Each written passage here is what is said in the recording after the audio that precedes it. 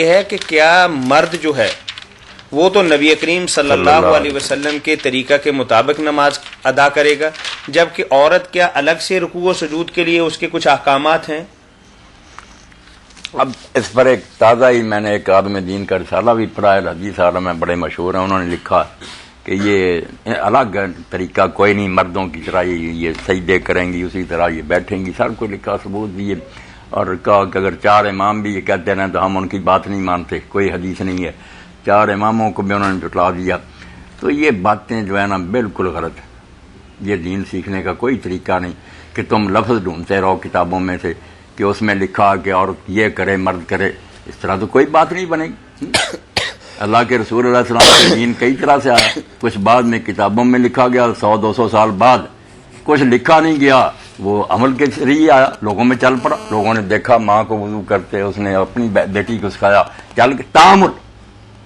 یہ کتابی علم سے وہ علم زیادہ بہتر ہے، صاف بات کہ جو امت میں رائج ہو گیا نا وہ طریقہ زیادہ وزنی ہے بنسبت کہ 200 سال بعد کوئی کہتا میں نے فلاں سے سنا فلاں سے، وہ تو ایک کہانی ہے، سچی بھی ہو سکتی جھوٹی بھی ہو سکتی، مگر جو چل پڑا اور مشرق مغرب تک کہ 4 امام شیعہ، ایک بھی مسلمان گروہ ایسا نہ رہا جو یہ کہتا ہو کہ عورت مردوں کی طرح نماز پڑھے۔ یہ 400 سال بعد ابن حزم کو یاد آ گیا اور تم نے کہنا شروع کر دیا، کوئی ہے ایسا جس نے کہا کہ عورت اور مرد ایک طرح نماز پڑھے؟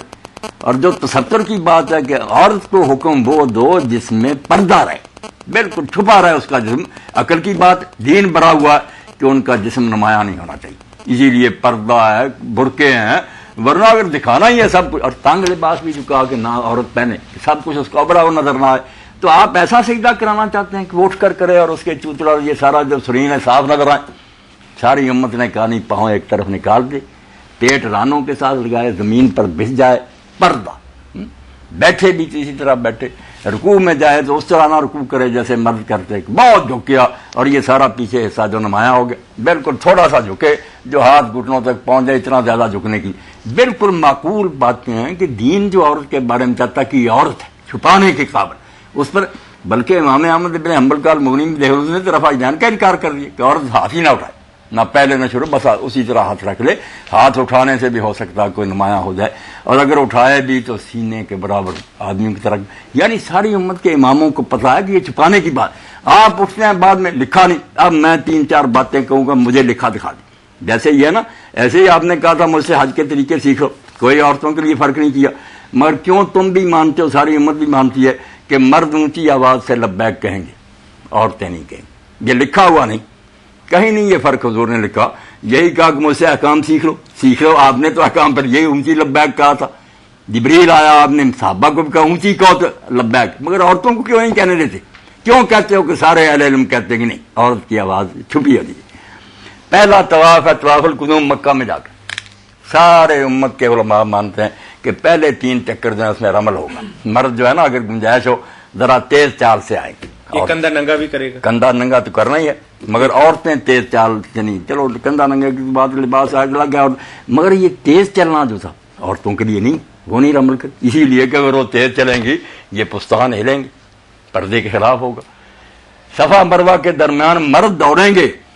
میلان اخضرین، عورتیں نہیں دوڑیں گی، یہ کہاں لکھا ہوا؟ حالانکہ یہ عمل عورت ہی کی وجہ سے، عورت کی وجہ سے شروع ہوا تھا، حاجرہ مگر اب بند ہے، پردے کی وجہ سے، لکھا فرق نہیں ملنا، تم نماز کی ایک بات کو روتے ہو، یہ اتنے فرق ہیں کہیں نہیں لکھے ملنے، مگر امت ساری مانتی کیسے ہونا چاہیے، اہل علم کا یہ اجماع ہے، تو آپ غضب نہ کریں کہ لکھا نہیں ہمیں ملتا، جو دین چلا آ رہا نا امت کا۔ انور شاہ رحمۃ اللہ علیہ پر رحم کرے، وہ کہتے ہیں جو لفظوں سے دین ڈھونڈے گا نا کہ کتاب میں کوئی لفظ بس بے دین ہو جائے گا، کوئی دہریہ، کوئی منکر حدیث کو، کوئی امت کو بھی دیکھو کہ صحابہ اور تابعین امام جاہروں کی بات نہیں کہتے ہیں بدعتیں، اور بدعتیں جو کرنے والے بھی مانتے ہیں کہ فلاں صدی سے چلی تازہ بدعت حسنہ، وہ سنت کہتے ہیں، مگر جو صحابہ نے کیا اماموں نے کیا وہ بدعت ہے، وہ دین ہے جو کتابیں لکھنے سے پہلے امت میں رائج ہے، ساری دنیا اس طرح نماز پڑھ رہی تھی، نہ بھی یہ بخاری مسلم لکھی جاتی تو پڑھ رہے چلو، اس لیے تعامل جو ہے میں صاف کہتا ہوں یہ سب سے بڑی دلیل ہے، حدیثیں بعد میں دیکھیں گے،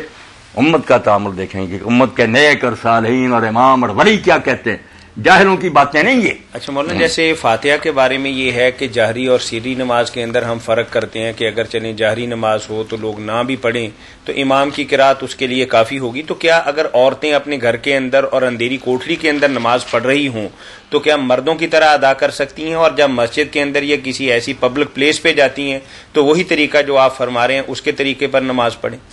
یا ایک ہی طریقے پر نماز پڑھیں گی؟ نہیں، گھر میں کیا، میں کہتا ہوں کہ گھر میں چونکہ ایک جیسا کہ آپ فرماتے کہتے ہیں پردے میں نہیں، ہر جگہ جیسے دیکھیں نا کہ جو پردے کا حکم سر ڈانکے یہ سارا کوئی، وہ یہ تو نہیں کہ کرنا گھر کے اندر آپ کوئی مرد نہیں دیکھتا تو اتار دیں، نہیں، جو احکام ہے سب ایک. اب ایک روایت پیش کرتے ہیں کہ امام بخاری رحمۃ اللہ نے کہا کہ جو حضرت ابو درداء کی چھوٹی بیوی تھی نا، حالانکہ وہ صحابیہ بھی نہیں تھی، اس کا فعل لے لیتے ہیں کہ وہ ام الدرداء صغرا مردوں کی طرح بیٹھتی. اب اس میں بھی آپ کے خلاف ہے. جو خاص طور پر لکھنا پڑا کہ وہ مردوں کی طرح بیٹھتی. مردوں کی طرح کیا بیٹھنا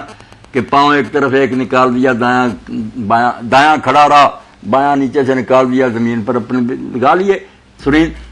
یہ مردوں کا عورتوں کے ساتھ ہی ملتا، دونوں پاؤں نہ نکالے ایک یہ جو کہا کہ وہ مردوں کی طرح بیٹھتی. پتا چلا کہ مرد کچھ اور طرح بیٹھتے ہیں نا، ورنہ کیا کہنے کی ضرورت تھی کوئی جب سارے ایک طرح بیٹھتے ہیں. یہ لفظ بولنا کہ وہ مردوں کی طرح بیٹھتی، معلوم ہوا باقی عورتیں ساری اور طرح بیٹھتی تھی، وہ ایک بیٹھتی تھی، اور وہ کوئی ایسا پردے کے خلاف بھی نہیں کہ اتحیات میں بیٹھے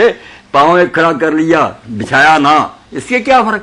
دونوں ہی بچھا دیے یا ایک کھڑا رکھا. یہ بات ہے رگ جو آپ کہتے ہیں سجدہ اوبر کر کرے یہ کرے وہ کہاں. یہ کہنا کہ وہ مردوں کی طرح بیٹھتی تھی، اس سے ہی ہر عقل مند سمجھتا کہ معلوم ہوا مردوں کا بیٹھنا اور تھا، عورتوں کا اور تھا. ام الدرداء نے چونکہ یہ عجیب کام کیا.